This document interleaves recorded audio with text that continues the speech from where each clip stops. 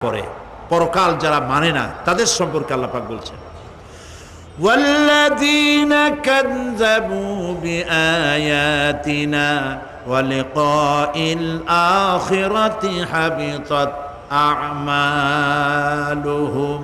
আল্লাহ পাক বলেন যারা পরকালকে অস্বীকার করেছে, আখিরাত যারা মানে না, তাদের জিন্দেগীর সকল আমলগুলিকে আল্লাহ পাক বরবাদ করে দিবেন। পরকালের বিশ্বাসের উপরে ভিত্তি করেই মানুষের চরিত্র ভালো হইতে বলেন পারে।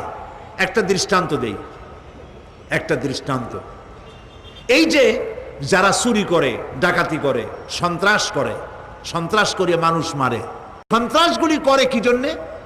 এদের ধারণা নাই যে আল্লাহ পাক আমাদেরকে উঠাইতে পারবে, আমাদের মৃত্যু হবে। পরকালের চিন্তা নাই বলেই তারা এই কাজটা করে। রাতের আধারে